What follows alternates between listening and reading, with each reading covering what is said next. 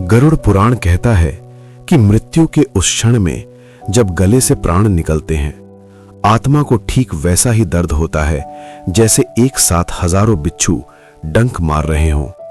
और उस असहनीय पीड़ा के बीच आंखों के सामने एक ऐसा अंधेरा छा जाता है जहां आत्मा एक अलग ही दुनिया का सच देख रही होती है। एक ऐसा सच जिसे झुटलाने का वक्त अब निकल चुका होता है। जरा सोचिए, जिस शरीर को आपने पूरी जिंदगी संवारा, जिसे आईने में देखकर आप खुश होते थे, आज वही शरीर एक पुराने मैले कपड़े की तरह जमीन पर बेजान पड़ा है। और आप यानी आपकी आत्मा उसी शरीर से कुछ इंच ऊपर हवा में लटकी हुई सब कुछ देख रही है। आप देख रहे हैं कैसे आपके अपने लोग, जो कल तक आपकी एक खरोंच पर रो देते थे, आज उसी शरीर को जल्दी से जल्दी घर से बाहर ले जाने और जलाने की तैयारी कर रहे हैं। ये कोई कहानी नहीं है, ये वो अंतिम और नंगा सत्य है जिसका सामना हर किसी को करना है, चाहे वो राजा हो या रंक। मृत्यु के ठीक 1 मिनट बाद जब आत्मा शरीर से पूरी तरह अलग हो जाती है तो उसे सबसे पहले महसूस होती है एक गहरी डरावनी शून्यता। गरुड़ पुराण में लिखा है, उस समय आत्मा अंगूठे के बराबर हो जाती है। उसे न भूख लगती है न प्यास, लेकिन एक तड़प होती है, वापस उसी शरीर में लौटने की तड़प। वो बार बार कोशिश करती है नाक या कान के रास्ते शरीर में घुसने की। वो चिल्लाना चाहती है, मैं यही हूं, मैं मरा नहीं हूं। लेकिन कुदरत का नियम इतना कठोर है कि वो अपने ही शरीर को छू भी नहीं पाती। और यही सबसे बड़ी बेबसी है। वो अपने घर के कोने में खड़ी होकर सब सुनती है। लोग क्या कह रहे हैं उसके बारे में। कोई जायदाद की बात कर रहा है, कोई खर्च का हिसाब लगा रहा है। और तभी डर की असली शुरुआत होती है। अचानक वातावरण भारी हो जाता है और सामने दिखाई देती हैं 2 भयानक आकृतियां। ये हैं यमदूत। उनकी आंखें लाल अंगारों जैसी, शरीर कोयले जैसा काला, हाथों में पाश और लोहे के दंड। उन्हें देखकर पापी आत्मा कांप उठती है। लेकिन गरुड़ पुराण कहता है, हर किसी को ये यमदूत डरावने नहीं लगते। जिसने धर्म का पालन किया हो, माता पिता की सेवा की हो, किसी कमजोर को दुख न दिया हो, उसे ये दूत एक रक्षक, एक मित्र जैसे दिखाई देते हैं। अब जरा खुद से पूछिए, अगर इसी क्षण आपके प्राण निकल जाएं, तो आपको लेने कौन आएगा? एक रक्षक या एक भयावह दूत? अगर मन में हल्का सा भी डर आया है तो समझ लीजिए कहीं ना कहीं आपके कर्मों का हिसाब गड़बड़ है। और ये डर बुरा नहीं है, ये एक चेतावनी है। यमदूत आते ही आत्मा को पाश में बांध लेते हैं और शुरू होता है एक भयानक सफर यमलोक की ओर। ये कोई आसान यात्रा नहीं होती। यहां रास्ता होता है अंधेरा, जलती हुई जमीन और नुकीले कांटे। प्यास से तड़पती आत्मा पानी के लिए पुकारती है, लेकिन उसे एक बूंद भी नहीं मिलती। और तब यमदूत कहते हैं, जब तू जीवित था तब तूने किसे पानी पिलाया? हर कर्म, हर गलती अब सामने आने लगती है, क्योंकि वहां सिर्फ न्याय होता है।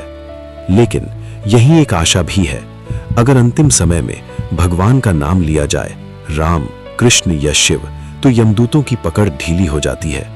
इसीलिए हमारे संस्कारों में गंगा जल, तुलसी और गीता का पाठ इतना महत्वपूर्ण माना गया है, क्योंकि एक सही अंतिम संस्कार पूरी यात्रा बदल सकता है। यमलोक पहुंचकर आत्मा को दिखाया जाता है उसका पूरा जीवन, हर सोच, हर शब्द, हर कर्म। और वहां कोई झूठ नहीं चलता, कोई वकील नहीं होता, सिर्फ कर्म होते हैं और वही फैसला करते हैं। इसके बाद 13 दिनों तक आत्मा अपने ही घर में भटकती है, भूख, प्यास और अपनों की याद में तड़पती हुई। पिंडदान से उसका नया शरीर बनता है, और अगर ये ना हो तो आत्मा प्रेत बन जाती है और भटकती रहती है। गरुड़ पुराण 3 चेतावनियां देता है, आत्महत्या, निर्दोष का हक छीनना और जानवरों को सताना। इनका परिणाम सबसे भयानक होता है। और कभी अगर आपने महसूस किया हो कि किसी के जाने के बाद घर में अजीब सी आहट होती है या कोई आपको देख रहा है, तो शायद वो कोई और नहीं, एक अधूरी आत्मा है जो अभी भी छोड़ नहीं पाई इस दुनिया को। इशारे करती हैं। अगर आपके साथ भी कभी ऐसा हुआ हो तो डरने के बजाय उस आत्मा की मुक्ति के लिए प्रार्थना करनी चाहिए। अगर ये सुनकर आपके रोंगटे खड़े हो गए हों तो मन ही मन एक बार अपने इष्ट देव का नाम जरूर लें। क्योंकि प्रभु का नाम ही वो वज्र कवच है जो आपको हर अदृश्य भय से बचाता है। 13 दिन बीतने के बाद यमदूत फिर आते हैं और इस बार आत्मा को हमेशा के लिए उस घर से ले जाते हैं। अब शुरू होती है वैतरणी नदी की यात्रा।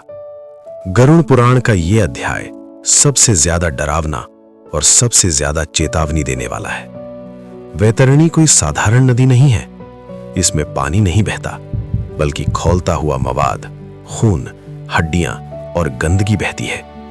चारों ओर भयानक दुर्गंध और नदी में वज्र जैसे दांतों वाले मगरमच्छ और मांस नोचने वाले जीव। किनारे खड़ी आत्मा डर से कांप उठती है।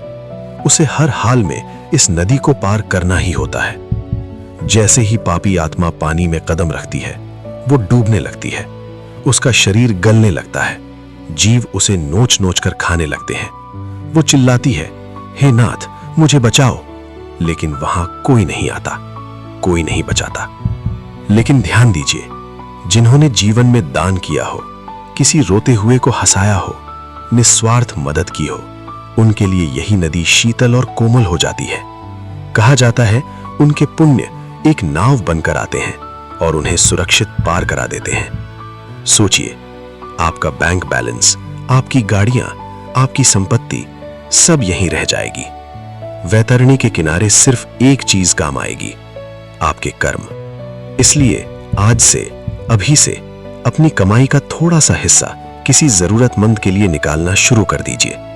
क्या पता वही छोटा सा दान कल आपकी जीवन रक्षक नाव बन जाए।